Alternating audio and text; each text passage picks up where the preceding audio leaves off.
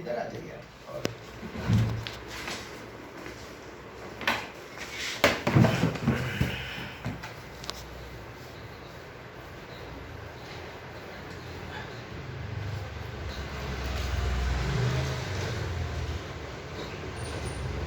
زندگی کی پہچان ہے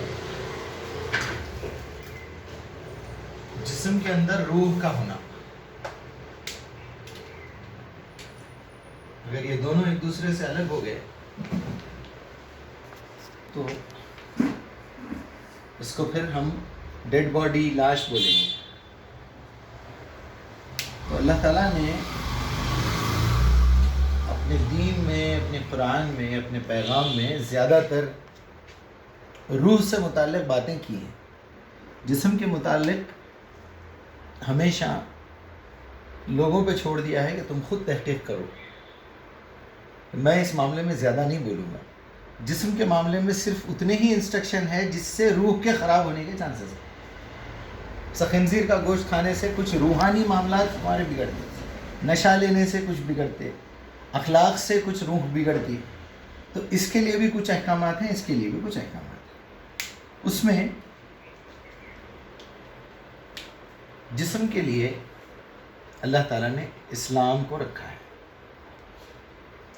جسم سے ریلیٹڈ جتنی باتیں ہیں وہ سب اسلام میں ہیں. روح سے ریلیٹڈ جتنی بھی ہیں اس کو ہم ایمان کہتے ہیں. اور اس کو شارٹ کٹ انداز میں دیکھنا ہو تو ویزیبل انویزیبل. اب ہم یہ دیکھیں گے کہ اسلام کے کتنے ارکان ہیں، کتنے پارٹس میں اللہ تعالیٰ نے اسلام کو بیان کیا ہے قرآن میں. ظاہر بات ہے ہر چیز کے کچھ قوانین ہوتے ہیں، کچھ کنڈیشنز ہوتے ہیں. تو اللہ تعالیٰ نے اسلام کے بھی توحید، نماز، یا اشہد ان لا الہ الا اللہ محمد، روزہ، زکوٰۃ، حج اور دعوت قرآن، یہ مسلمانوں پہ فرض ہے. اس کے بغیر اسلام کمپلیٹ نہیں ہوتا. اسی طرح اللہ تعالیٰ نے ایمان کے بھی 6 ارکان رکھے ہیں.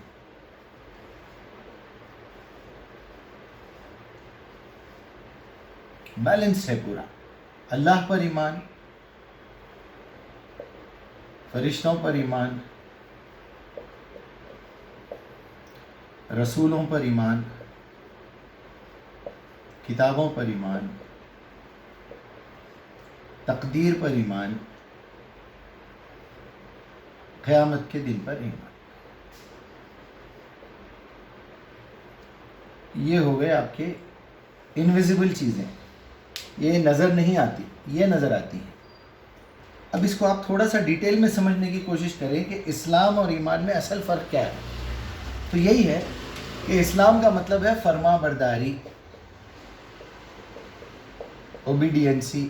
اسلم یسلم، اسلم تسلیم، قبول کر لینا، کسی بات کو قبول کر لینا. اب قبول کرنے کے لیے آپ کو یہ ٹریننگ کورسز لینا ضروری ہے. یہ کام کرتے رہنا ضروری ہے ڈیلی. آپ کو روزوں کا ٹائم آیا آپ روزے رہنا، 5 مرتبہ نماز پڑھنا، دن بھر کے ایکٹیویٹیز میں توحید کا خیال رکھنا، زکوٰۃ کا وقت آ گیا زکوٰۃ دینا، سال میں 1 مرتبہ کم سے کم حج کرنا، دعوت قرآن ہر سانس کے ساتھ کرنا ہے. آپ کو پڑھنا بھی، اپنے آپ کو بھی دعوت دینا ہے، دوسروں کو. اسی طرح اللہ پر، فرشتوں پر، رسولوں پر، کتابوں پر، تقدیر پر، قیامت پر ایمان ہونا. تو ایمان کا اور اسلام کا ایک مطلب ہے. ایمان کا مطلب ہے یقین کی انتہا.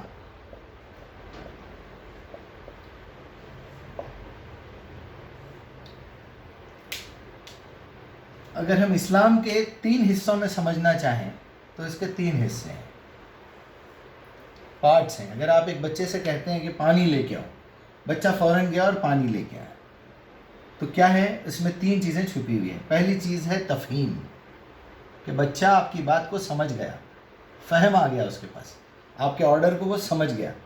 تو ہم جب تک قرآن کو اپنی زبان میں نہیں سمجھیں گے اللہ کی فرما برداری کیسے کریں گے. دوسری چیز ہے تسلیم،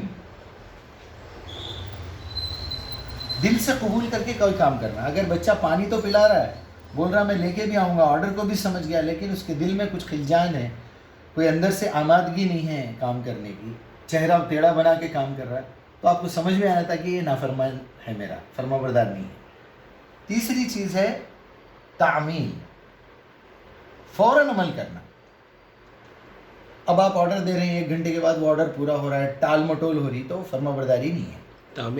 تعمیل، عمل کرنا فوراً، تفہیم، تسلیم اور تعمیل۔ اسی طرح ایمان کے بھی 3 الگ الگ پارٹس ہیں۔ پہلا پارٹ کیا ہے؟ پارٹ 1 بھروسہ، جسے آپ انگلش میں ٹرسٹ کہہ سکتے ہیں۔ پارٹ 2 کیا ہے؟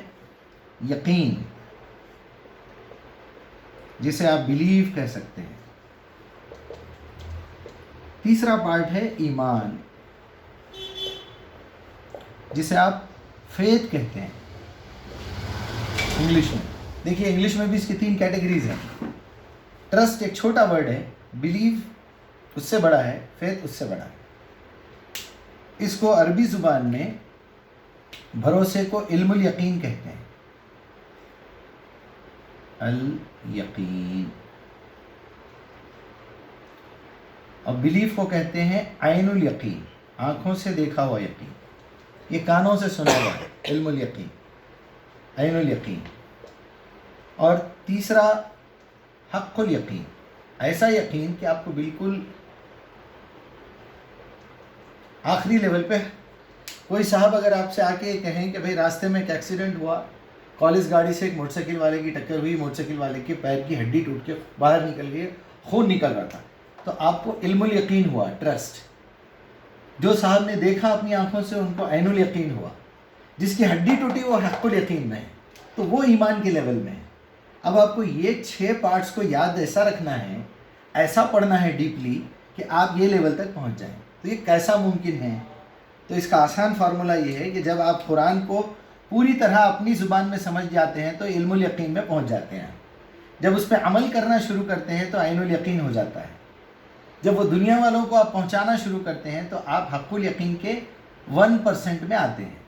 اس کا اینڈ جو ہے 100%، وہ ہم کو اللہ کے دیدار کے بعد ہی نصیب ہوگا قیامت کے دن، جو کہ صرف دنیا میں ایک ہی ہستی کو ہوا، محمد رسول اللہ صلی اللہ علیہ وسلم۔ معراج میں اللہ نے بلا کے ملاقات کر لی اور آپ نے جنت دوزخ کا مشاہدہ بھی کیا۔ تو یہ ہے ایک چھوٹا سا نقشہ اسلام اور ایمان کا، کہ ہم کو فرق کرنا چاہیے کہ بنا روح کے اسلام کی کوئی ویلیو نہیں ہے۔ اللہ کے پاس آپ کے ان تمام فرائض میں کوئی اونچ نیچ اگر رہ جائے تو اللہ غفور الرحیم ہے، معاف کر سکتا، لیکن ایمان ہی نہیں ہے تو یہ ساری چیزیں بیکار ہیں۔ یہ سمجھ لینا چاہیے، ایک شخص ہے جس کی آنکھیں، کان، ناک، دل، دماغ سب کچھ اچھا ہے، لیکن اس کی روح نکل گئی ہے، ہم اس کو مٹی میں ڈال دیتے ہیں۔ ایک شخص ہے جس کے اندر جان باقی ہے اور 97 ایئرس کی ایج ہو گئی ہے، ہاتھ پیر سڑ چکے ہیں، ڈاکٹر بول رہا کاٹ دو، آنکھوں سے نظر نہیں آ رہا، بات نہیں کر سک رہا، کچھ بھی نہیں، تو بھی اس کی ویلیو ہے کیونکہ اس کے اندر جان ہے۔ 4-5 لاکھ خرچ کرا کے آپریشن کر رہے ہیں، لیکن اس کی جان بچانے کی کوشش کر رہے ہیں۔ اللہ کے پاس بھی ایسے ہی۔